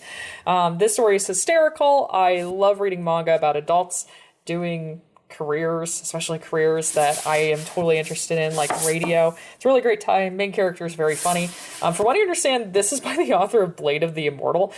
Don't worry, the characters never die violently. Everybody lives at the end. Finally, we get to I Want to Be a Wall. I love this series. I cannot wait for the second volume. Between this and Our Dreams at Dusk, this is the best representation I've ever seen of asexuality. It's about this girl. She marries this guy who is gay. It's sort of just a relationship for financial and family reasons. And the two of them live this lie together. She is just an amazing character. And again, one of the best examples I've ever seen of asexuality. I'm so mad too, because I accidentally bent the cover. While on the way home from Barnes & Noble, I picked it up. I was so excited. I was like, yay, manga about asexuality, woo! And then bent the cover. Oops. But again, I am supporting the series as much as I can. I'm getting every volume I can. Oh, it's just so nice. Persona 3, the manga adaptation, it's just okay. It's really just okay. The game's way better. I've heard some complaints about this particular author and their adaptations of the Persona manga. I personally don't have an issue with them. I think they do just an okay job. I just think that when you have a game that's literally more than 100 hours long, some Persona games are more than 100 hours long, there's only certain ways you can adapt that into a short manga series, so Hey, remember what I was talking about during Blood Plus Adagio, the Blood Plus prequel series? This is that author's series, their own original series called After School Charisma, which is beautifully hilarious. It's about a bunch of clones who go to high school together, and they are clones of historical figures, and there's a lot of mystery to it, a lot of intrigue. There's characters who succeed and do amazing things, and there's other characters who face brutal and awful fates, and also there's a clone of Hitler. Oops. It's a really interesting time. Again, unfortunately, toward the end of the series, it starts to drag a little bit. The ending is not great. It's just kind of, it's okay, but I don't regret getting these volumes. I think it was a really fun time. Urusei Yatsura, which recently got a reboot, which is why I'm rereading this volume, actually. I got my little bookmark here. The classic Rumiko Takahashi story really set the stage for a lot of her later works. I love Loom. She's so cute. And I love what the reboot did with her. I think it's just so adorable. Finally, audiences will be able to see where the madness began with Rumiko Takahashi. Then we have Mansini Ikoku. This is another series by Rumiko Takahashi that's, in my opinion, it's aged pretty poorly. The main character, kind of like the main character in this series, is kind of a lech. And although it is funny and it is cute and it is quaint, it's just kind of Although, the art. Oh, look at that art. So pretty. So pretty. Mermaid Saga. I was terrified to read this as a kid. It is a horror manga by Rumiko Takahashi. In my opinion, though, I think it ages really, really well. Really, really well. And the horror stories, which center around the idea of mermaids not being like cute Ariel mermaid, but more like demons that come to eat people, is fascinating and really well done. So if you like Rumiko Takahashi, these 2 volumes are totally worth it. We have the Viz Big editions of Inuyasha. Probably the only Inuyasha I will own. I lost all my Inuyasha volumes when I was a kid. But I could see myself maybe owning the 7th and 8th or 8th volume of this someday. Inuyasha's the, you know what it is. It's the classic fantasy tale. The original isekai. Just kidding, there were more isekai before that point. It's fun to reread these days, but some of the characters like Moroku are just teeny bit yikes. Rainbow and Black. This series is only 3 volumes, which is a crime because it's so cute. Look how cute that is. Oh my gosh, it's so heckin'. Oh, so cute. It's about a girl who finds a parrot-like creature, and she learns how to raise it. It bonds with her. It is so cute. It just kind of ends abruptly, which makes me think that it might have been canceled or something may have happened. But other than its abrupt ending, it's awesome. Then we have the Eternal editions of Sailor Moon and Sailor V. I got these editions because I am an absolute Sailor Moon junkie, as most of you know. I love Sailor Moon. I have the original volumes on a different shelf, which I'll show later in this video. But for now, you can't go wrong with these editions. My only issue is that they're kind of chunky. They're hard to read. They're hard to hold in your hand. But it's really cool getting those original color pages. Oh, it's so fun. Kodansha is currently publishing a cheaper version of the Eternal Edition, which I recommend to people who want to get into Sailor Moon but don't want to spend this much money. Totally understandable. Also, just a minor complaint. Why does Sailor V not have new art? Kind of weird. It's just, you got the old art there. Next we have With the Light. Volumes 1 through 3, big Henkid Chonker Omnibus Edition. And I really appreciate With the Light, especially because I got into it at the beginning of my teaching career, and now I am so much more equipped to working with my students with autism. And With the Light does a great job at introducing what it's like to have a child with autism in general. And because it's written in the 90s, it has a lot of flowery shoujo-like characters and panels where random flowers will appear and stuff. It's really adorable. Unfortunately, the author died, and the series, as a result, was never finished. The final volume in particular, which I do own digitally, is so sad. The last 2 chapters, I believe, are just sketches and just notes. It's so sad. These volumes are horrifically out of print, unfortunately. I was only able to get volumes 1 through 3 at a decent price. The rest I had to get digitally. I just had no choice. But amazing series. Really inspired me, and I think that if you are a person who plans to work with children, adults, anyone with autism, this is definitely a must-have. Children of the Whales, it's just okay. Art's very gorgeous, story is interesting, and the world building is fascinating. People with magic, it's actually a bad thing to have magic because it shortens your lifespan significantly. It's just okay, though. I heard there's 20 volumes.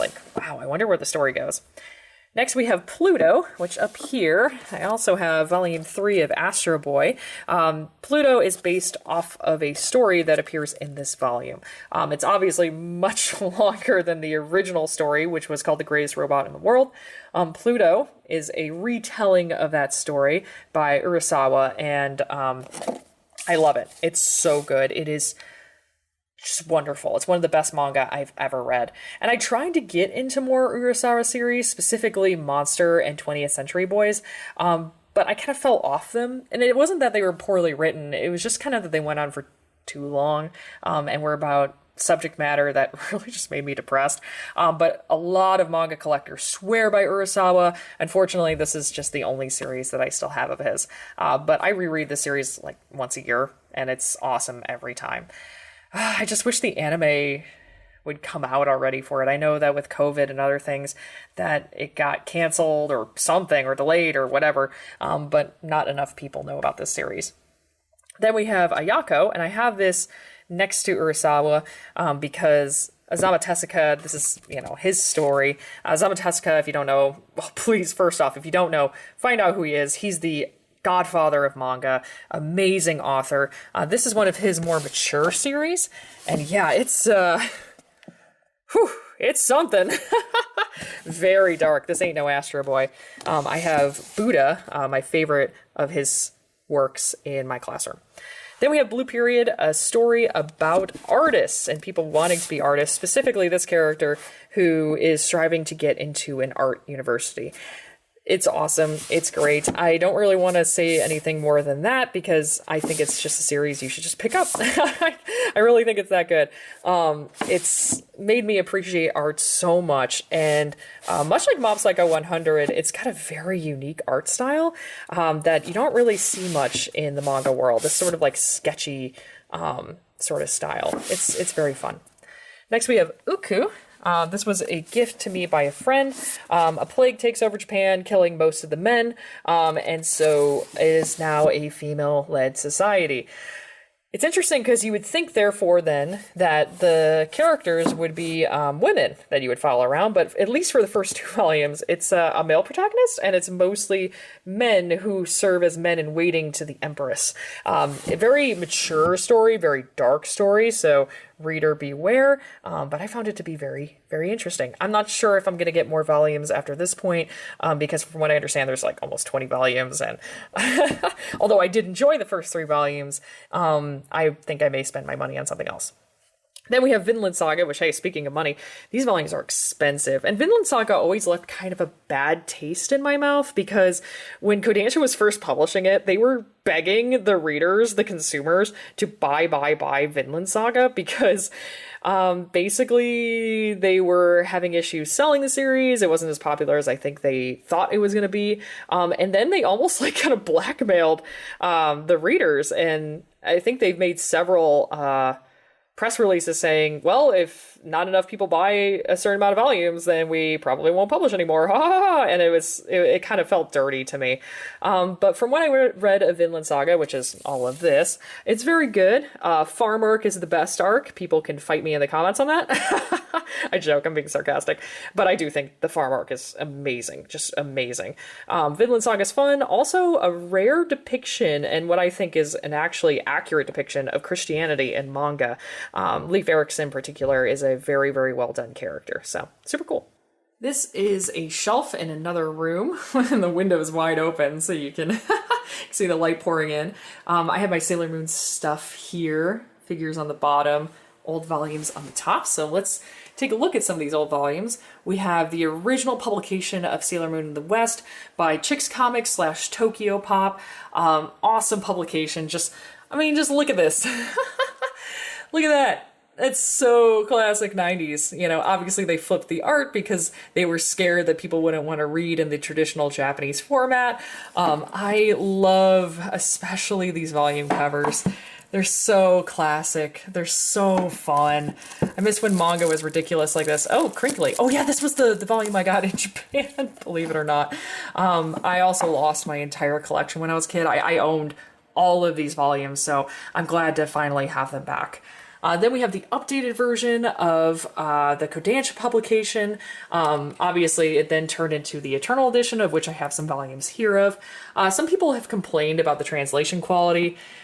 In my opinion, there's never going to be a perfect translation of Sailor Moon. I think that people sometimes get heated over it because they love Sailor Moon so much, and so do I. But I don't think there's ever going to be a perfect translation. Oh well. Okay, it is after school hours. We're just going to go over this shelf really quick. This shelf is available to students. If they finish their work early, they can take a manga book, read it, have a good time. I don't let students take the manga out of this room because they're just too expensive, but I do let them read it after they're done with their work. So let's do this really quick. First, we have Ancient Magus's Bride, which is kind of, it's like a Twilight-esque manga about a girl who falls in love maybe with the person who took her in and saved her from slavery. He's this kind of creepy monster dude. I've had students interested in it in the past, but not so much interest anymore. Then we have Black Clover, a lot of shonen schlock. I do have students interested in the series, but it's just okay. In my opinion, it's just okay. Then we have Blank Canvas, my so-called artist's journey. This is by the author of Princess Jellyfish. It is amazing. Little warning to you, the last volume will make you cry. It is so good.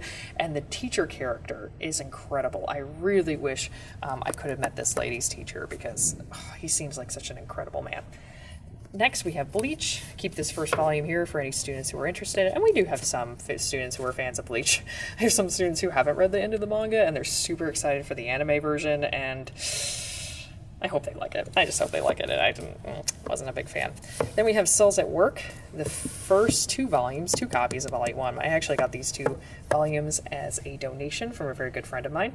My sister in the medical field loves Cells at Work. I have a lot of students who are big fans of this series. They specifically like the white blood cell guy, I think because he's edgy. Then we have all of this Demon Slayer. I think I'm only missing, let's see, 5 volumes. Wow. Pretty much all of these except for 6, 7, and 8 were donations. So thank you so much to my family who donated these volumes. Incredibly kind. And you can see all these little bookmarks. See all these little bookmarks here? These represent students who have picked up volumes and then just either left those bookmarks in there, forgot to take them out, whatever. Pretty cute. I love Demon Slayer.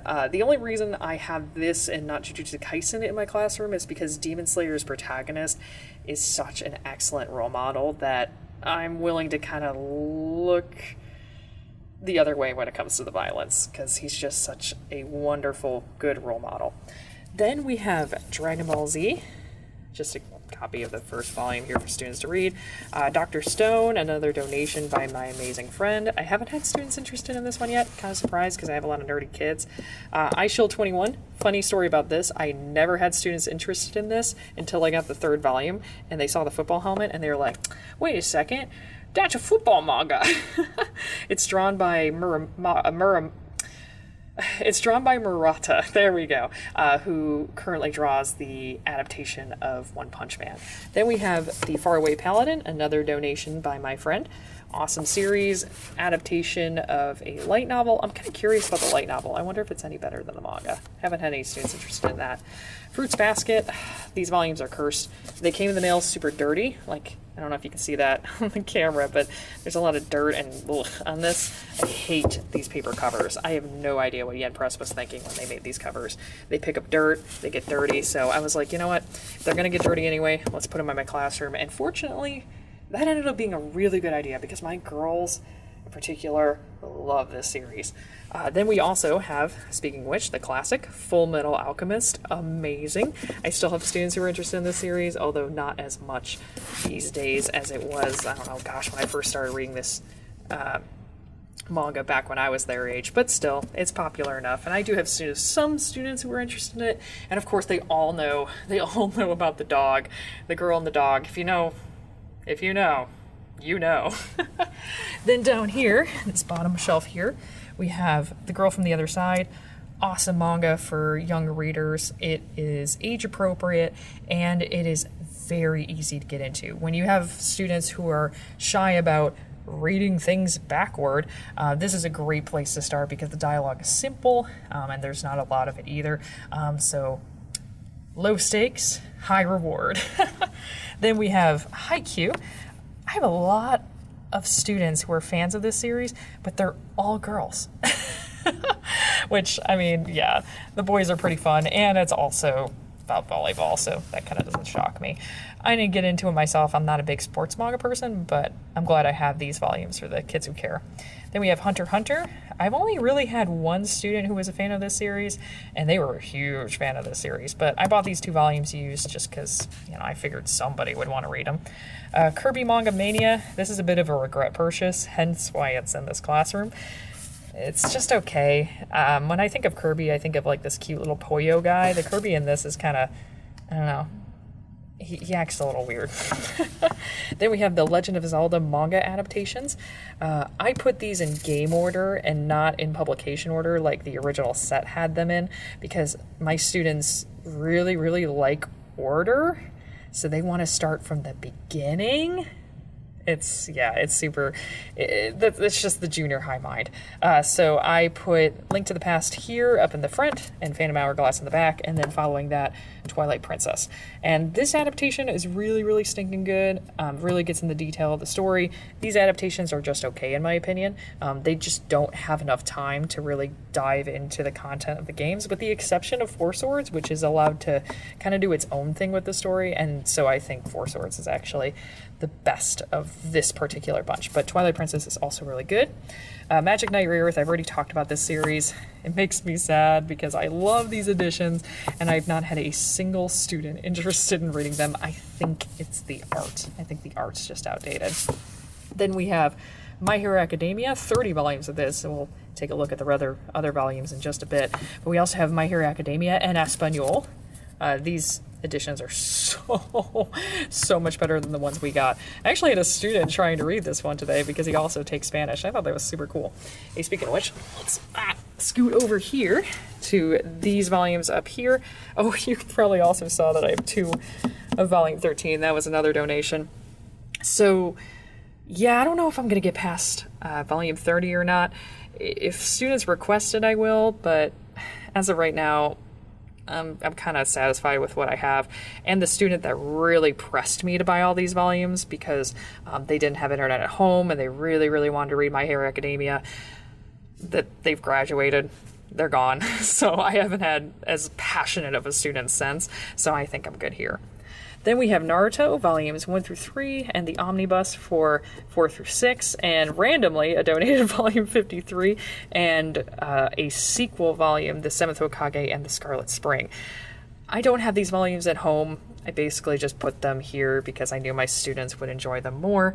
Naruto these days isn't as fun as it was when I was a junior high student, but I still have students who enjoy OG Naruto, so they appreciate these volumes, so I'm grateful that they're here. Then we have Nicola, Traveling Around the Demon's World, which is one of the most unfortunate titles in my collection. And I mean, title, as in the title of the series. It's just an unfortunate title because it's a very cute, kid-friendly story about this girl who travels around in a monster's world. It's not demon, devil, Christianity. It's more like yokai, like Japanese stuff. And it is so heckin' cute, and the characters are adorable. Unfortunate title, great series. Then we have One Piece. You know One Piece. I have 1 through 9 here. I did have a student one time request that I get all the volumes, which I laughed and I told them, yeah, actually I do have all the volumes, but I'm not bringing them here. These are your volumes. Whether I get more or not really just depends on interest from students, but so far I haven't had a student make it past this omnibus. Then we have Pluto, just an extra volume. Again, another donation. Thank you so much for that. Then we have Pokemon Adventures, volumes 1 through 4. If you're interested in what I consider to be an excellent adaptation of the games, check out Pokemon Adventures. Definitely written for kids. So, this isn't your edgy Pokemon ROM hack. This is Pokemon in a very creative lens, and it is different from the content of the games, but it's still very kid-friendly. Then we have Priceless. I don't really know what this one's about. Look, it's school appropriate. That's all I know. Then we have Promised Neverland volumes 1 through 9, and then all the way down here, 10 and 11. I actually put away several volumes of this series because students, they get intimidated when they see a lot of books. For something like My Hero Academia, which they're already very familiar with, either from watching the anime or talking with their friends, this doesn't really bother them. This does. So I actually took away some volumes. I only keep 11 out, and if I have a student in the future who's interested in reading more, then I'll take those out, and then they can just read them then. Promised Neverland, I'll just go back up here, is a horror series that premiered in Shonen Jump. Fantastic female main character. Kind of fell off at the end. Really strong beginning, kind of weak ending. Then down here we have this single volume of Ruby. Just as a warning, this is not an adaptation of the TV show. This is a collection of short stories. Disappoints students every time, but the art is beautiful. Then we have the Tokyo Pop edition of Sailor Moon, the Chicks comic edition of Sailor Moon, which I believe was then adopted by Tokyo Pop or became Tokyo Pop. I'm not sure about the history of that. And the single volume here of the short stories. I typically give this volume to students who have seen the TV show and just want to read, and it's like, okay, well, there you go. Toko and Nada, beautiful series. Haven't had any interest in it, which is so sad because it's so pretty. It's about a Japanese student and her Muslim roommate from Saudi Arabia living in America together, and they are so heckin' cute, and I really, really wish more students were interested in that. Silent Voice, one of my top recommendations, and beloved by my students. Oh, check out how damaged this first volume is. I had to get a second one just so that when this one falls apart, I still have a complete collection. My students love this series. Many of them have seen the movie on Netflix. They adore it. This one's always one that students run to. It's just amazing. It's about a girl who is deaf, who is bullied by this kid in elementary school. They grow up. He learns sign language just to apologize to her. And it's an amazing story of what I consider to be a beautiful friendship. So check it out. Silver Spoon, volumes 1 and 2. I believe that these were donations. Thank you so much. Speaking of donations, more donations here. Splatoon volumes 1 through 3. This is more of a gag manga. It doesn't follow the story of the games. So buyer beware. This is more of like for kids, which I think is great, but it doesn't follow the story of the games. Then we have Spy Family, volumes 1 through 5. My students love this series. They adore it. It is incredible. They specifically like this character, Anya. They really think she's cute. And it's cool because we read a story in the past that dealt with East and West Berlin, and the students kind of picked up on that while watching this anime and reading this manga, which I think is super cool. They definitely saw that inspiration in this series. Then Star Wars Lost Stars. This is an adaptation of a light novel, kind of will they won't they love story between somebody in the Empire and in the Rebels. It's good. If you're a Star Wars fan, I definitely recommend it. It's very good. Twin Spica. This was another donation. It's about a girl who wants to become an astronaut. Oh, so cute. Just as warning, though, way sadder than I thought it was going to be. Very tragic. So, buyer beware. Very sad. Water Dragon's Bride. Kind of like a Twilight-esque manga. It's just okay. It's just okay. I could see myself donating this one once my shelf runs out of space. Witch-Hat Atelier. Art. Gorgeous. Story. Okay. Like, the story is not amazing in my opinion, but the art is beautiful. Definitely recommend this just for the art alone. So good. They believe it's won some prestigious award, and it definitely deserves it. Gorgeous manga. Then we have Yona of the Dawn, kind of a Twilight-esque series. And when I say Twilight-esque, I should clarify, I don't mean that as an insult. It's kind of one of those like, oh, she likes this guy, but maybe this guy kind of thing. Also, a lot of action in it. A lot of intrigue. Pretty interesting. Haven't had a lot of interest in it, unfortunately. Yotsuba, you know the drill for the Yotsuba. Students like it. Very cute. And finally, Your Lie in April. This one's just okay.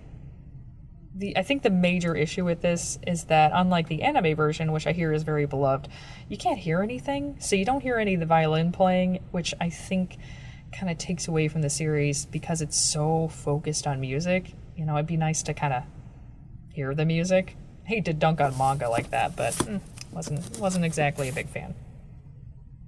Finally, I just wanted to show off my teacher's shelf really quick. These are books I have on display because they're some of my favorite books. This is The Bride Was a Boy. This is an autobiography by an author named Chi, who is anonymous, only goes by Chi. Adorable book, super, super cute. Then we have Our Dreams at Dusk, amazing LGBT manga. 4th volume has one of the best asexual representations I have ever seen. It is so good. Definitely worth your time if you're interested in something like that. And then finally, Osamu Tezuka's Buddha, which is a masterpiece of a manga. If you're going to read anything by him, I definitely recommend this. Thank you so much for watching this video. If you've made it this far, tell me how many manga volumes do you have in your collection and what is your favorite series? Thank you once again, and until next time, this is CJ, signing off.